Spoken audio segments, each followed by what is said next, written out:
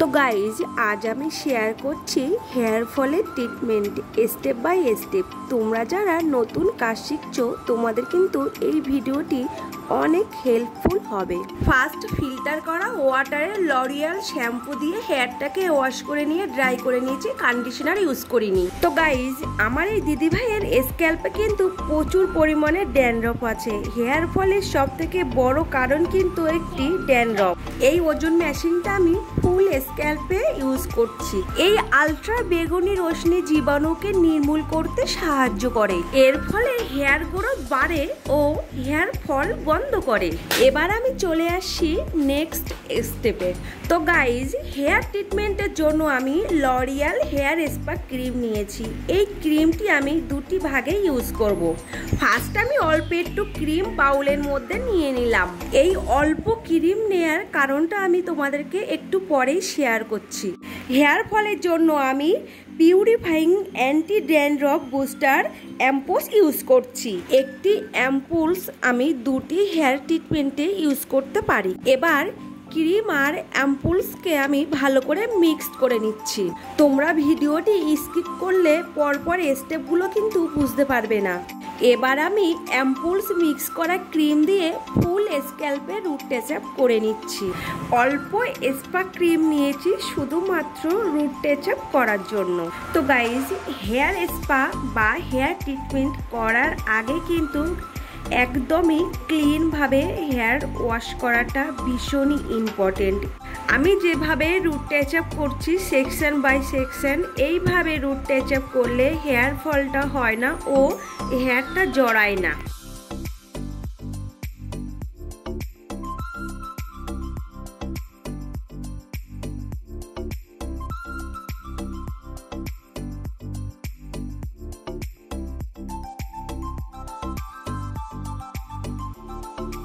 ফুল স্ক্যাল্পে আমার root touch up করা হয়ে গেছে। এবার আরও একটু স্পা ক্রিম নিচ্ছি বাউলে পরবর্তী স্টেপের জন্য। এক্সট্রা ক্রিম নেওয়ার জন্য কিন্তু আমি একটি কাঠের চামচ ইউজ করছি। হাত কিন্তু ক্রিমের মধ্যে ইউজ করছি না, হাত ইউজ করলে ক্রিমটা নষ্ট হয়ে যায়। হেয়ারটা ভীষণই ড্রাই ছিল, ওই কারণেই আমি স্প্রে করে দুটি সেকশন করে নিয়েছি।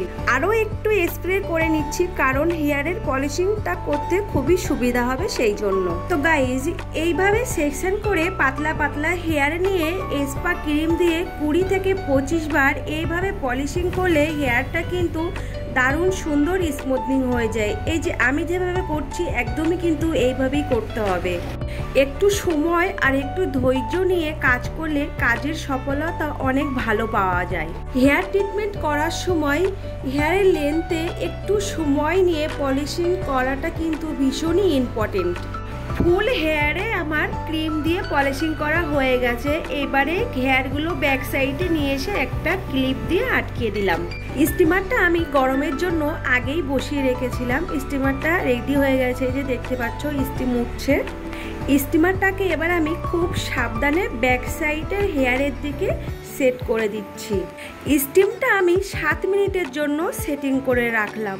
স্টিমার ক্লায়েন্টের হেয়ারে দেওয়ার সময় একটু খেয়াল রাখতে হবে গরম ছ্যাঁক যেন ক্লায়েন্টের না লাগে। 7 মিনিট স্টিম দেওয়া হয়ে গেছে, হেয়ারটা ঠান্ডার জন্য রেখে দিয়েছি। তো গাইজ আমি স্টিমারে ইউজ করেছি ডিস্টিল ওয়াটার। এই যে দেখো ওয়াটারটা কিন্তু একদম চকচক করছে, কোনো আয়রন কিন্তু নেই। নর্মাল ওয়াটার স্টিমারে ইউজ করলে আয়রন জমে স্টিমার নষ্ট হয়ে যায়। স্টিমারটা ইউজ হওয়ার পরে এক্সট্রা ওয়াটারগুলো ক্লিন করে রাখলে স্টিমারটা বহুদিন লং লাস্টিং করে। এবার চলো হেয়ারের দিকে ফিরে যাই। হেয়ারটা ঠান্ডা করার জন্য আমি কিছু সময় অপেক্ষা করছিলাম। ঠান্ডা হয়ে গেছে, এবার একটু হেড মাসাজ দিয়ে ফিল্টার করা ওয়াটারে হেয়ারটাকে ওয়াশ করে নেব। এখানে শ্যাম্পু কন্ডিশনার আমি কিছু ইউজ করব না।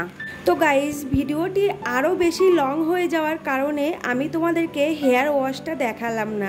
আমি হেয়ার ওয়াশটা করে নিয়েই তোমাদেরকে হেয়ার ড্রাইটা দেখাচ্ছি। আমি কিন্তু হেয়ার ড্রাইটা কিভাবে করছি তোমরা একটু ফলো করো। হেয়ারটা ড্রাই করে আমি এখন সিরাম ইউজ করছি।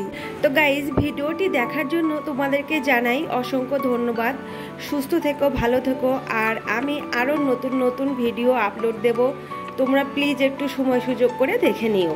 হেয়ারের লাস্ট ফিনিশিংটা তোমাদের কেমন লাগলো অবশ্যই কিন্তু আমাকে ছোট্ট একটি কমেন্ট করে জানিও। আমার কাছে কিন্তু অসাধারণ সুন্দর লাগছে, দারুণ সুন্দর স্মুথিং হয়েছে।